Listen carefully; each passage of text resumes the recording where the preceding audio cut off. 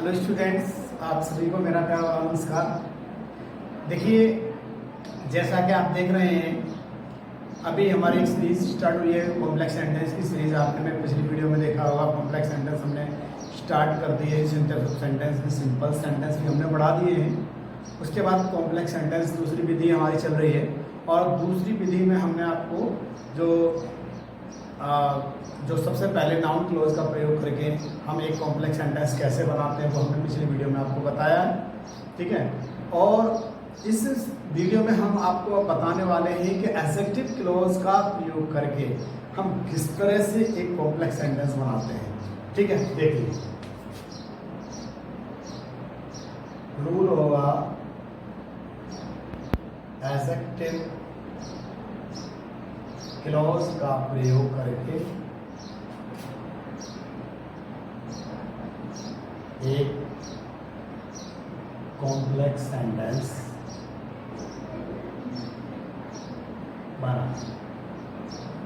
ठीक है, यहाँ एडजेक्टिव क्लॉज का प्रयोग करके हमको एक कॉम्प्लेक्स सेंटेंस बनाना है। अब बात आती है कि एडजेक्टिव क्लॉज की हम पहचान कैसे करें, एडजेक्टिव क्लॉज हम कैसे बनाएं, क्योंकि एडजेक्टिव क्लॉज है। तो देखिए, एडजेक्टिव क्लॉज का प्रयोग किया कब जाता है, चलिए मैं आपको बता देता हूं।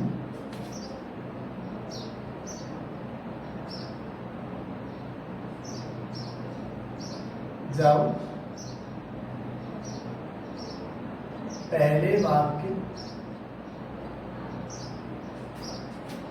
के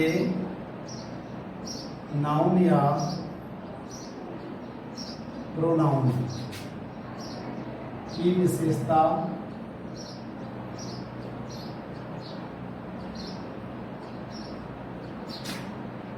दूसरे वाक्य में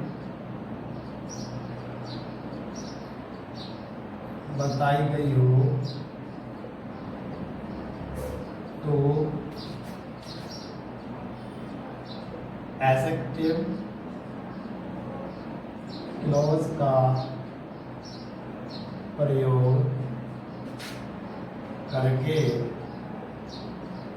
कॉम्प्लेक्स सेंटेंस बनाते हैं। ठीक है स्टूडेंट, इसका ध्यान रखेंगे। यह प्रयोग है, इस तरह से हम इसका प्रयोग करेंगे। ठीक है, यूज कब करते हैं तो इसका ध्यान रखेंगे कि एडजेक्टिव क्लॉज प्रयोग जो है वो कब होगा।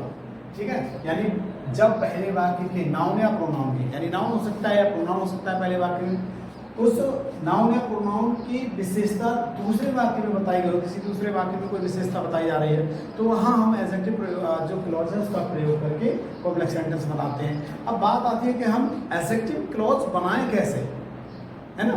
तो एडजेक्टिव क्लॉज बनाने के लिए हमको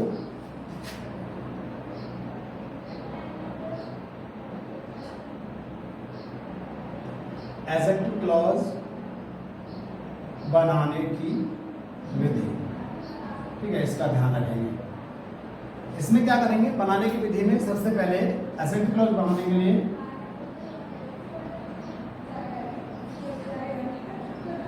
एडजेक्टिव क्लॉज बनाने के लिए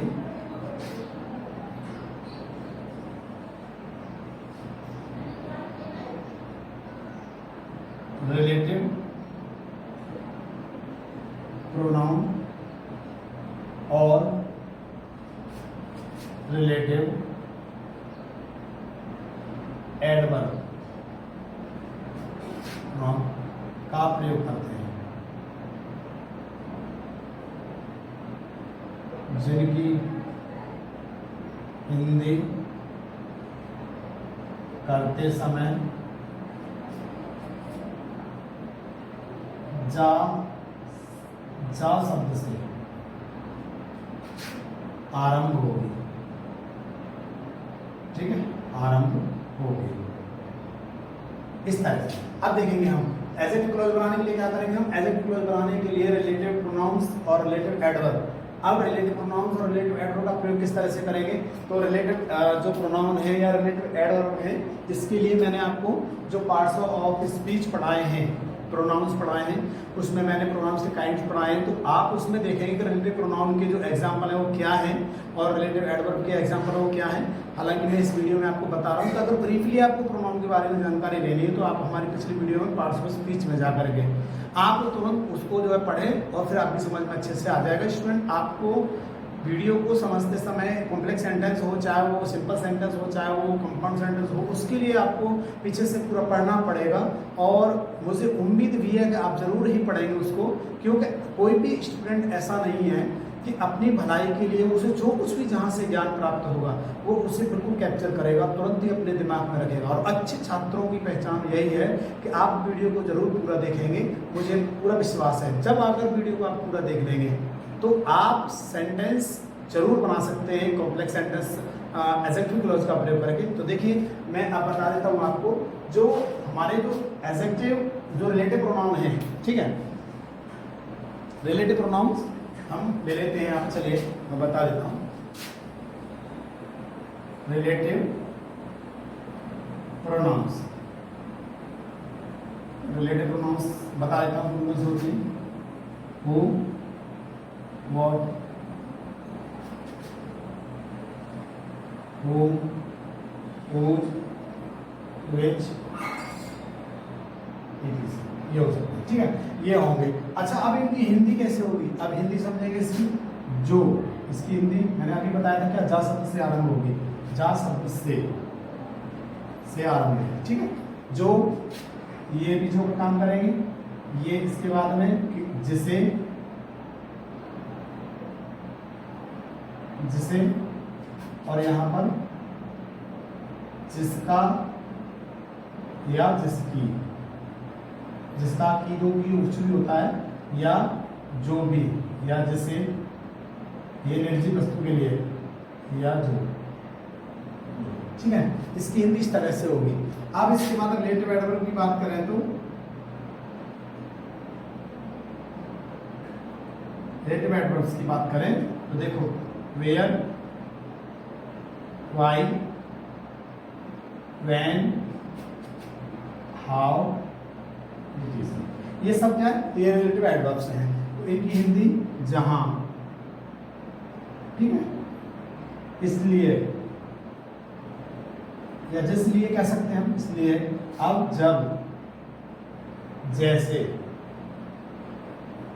इस प्रकार, इस तरह से हम इनकी हिंदी जो जा से शब्द से आरंभ करेंगे तो समझ लीजिए वहां पर हमारा जो है वो कौन सा सेंटेंस बनेगा, कॉम्प्लेक्स सेंटेंस एडजेक्टिव क्लॉज का प्रयोग करके बनेगा स्टूडेंट, ठीक है। अभी आप देखिए, अगर आपने जो नोटबुक है और अपना पेन नहीं निकाला है तो आप पहले कॉपी पेन लेकर के जरूर बैठा करें हर वीडियो से पहले, इसका ध्यान रखेंगे, ठीक है। जब तक मैं आपको टाइम देता हूँ आप इसको आप नोट कर लीजिए, ठीक। और इसके बाद फिर हम आपको अब सेंटेंस बनाना बताएंगे, ठीक है।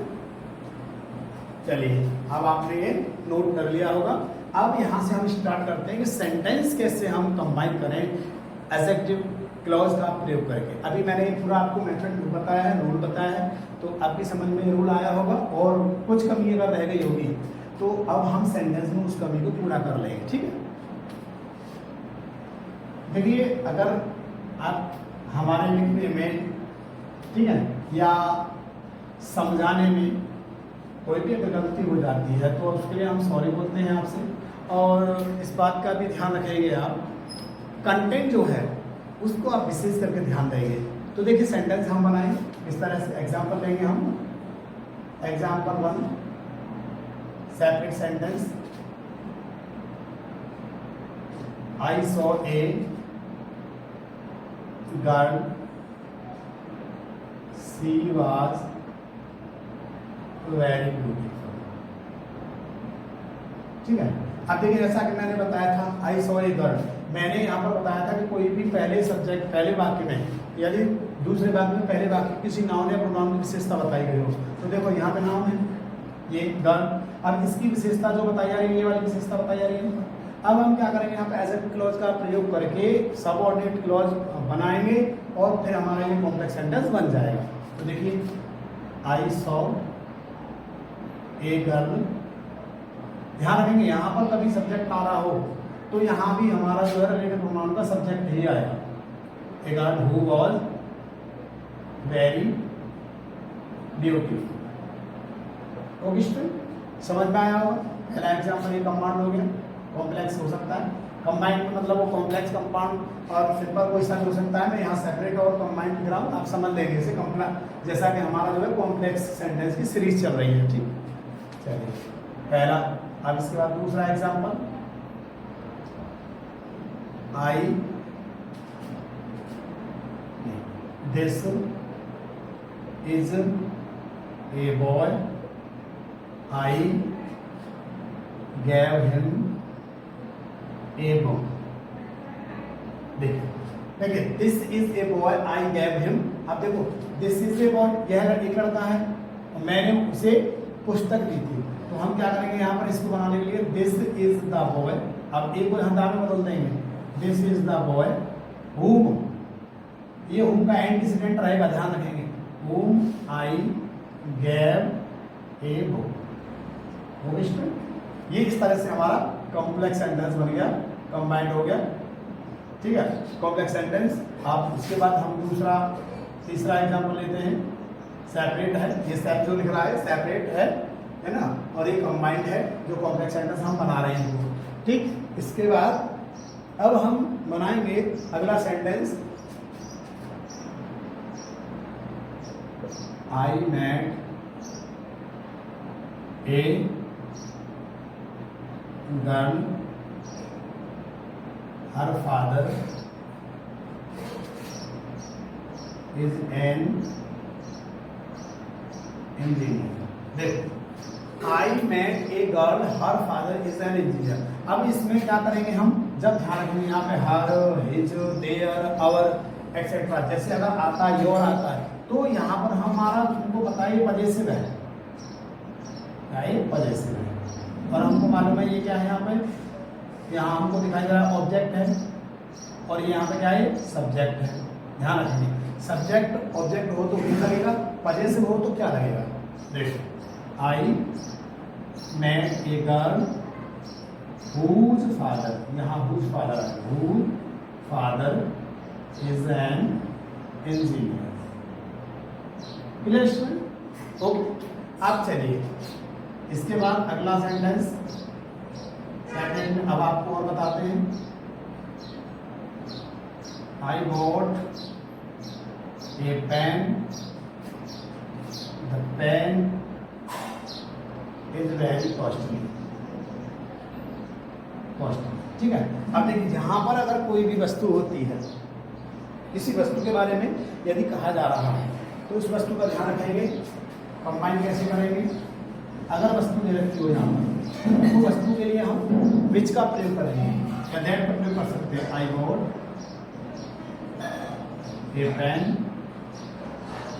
विच इज वेरी कॉस्टली।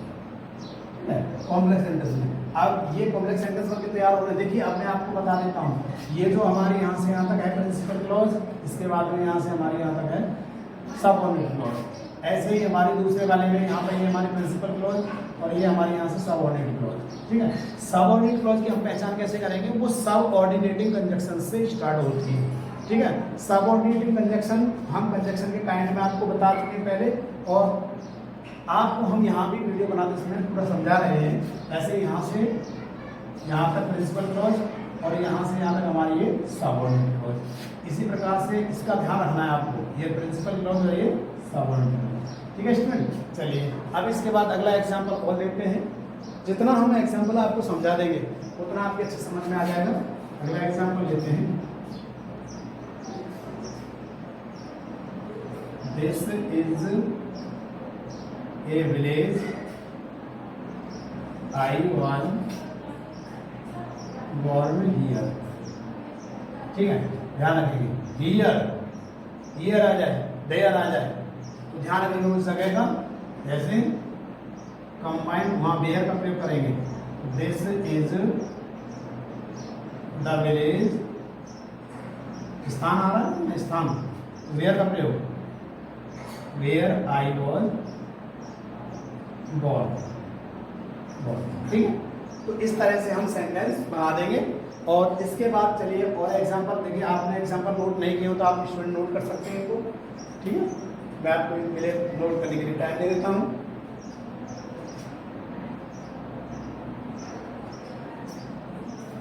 चलिए अब आपने नोट कर लिए होंगे। इसके बाद हम और एग्जांपल लेते हैं, फिर आपको और एग्जांपल के द्वारा समझाने की कोशिश करते हैं।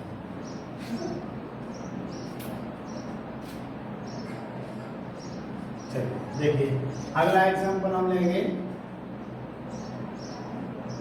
The train will come, nobody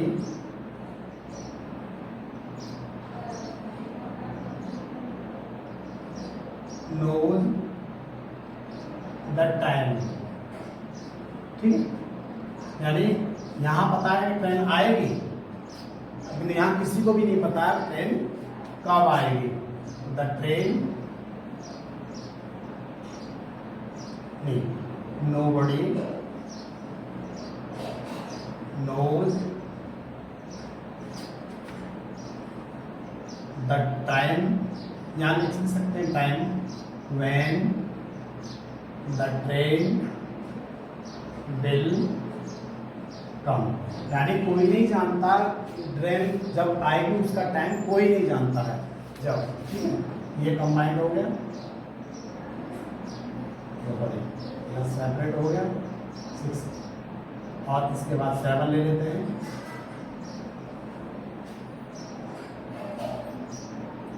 She is weeping, I know the reason। देखो जब रीजन आ जाए तो वहां हम क्या करेंगे, टाइम आ जाए तो वेन का प्रयोग करेंगे, प्लेस आ जाए तो वेयर का प्रयोग करेंगे, ध्यान रखिए इसका। और she is weeping, sorry she is weeping I know the reason. तो यहाँ क्या करेंगे कमेंट करने के लिए, हमारी प्रिंसिपल क्लॉज ये रहेगी, आई नो द रीजन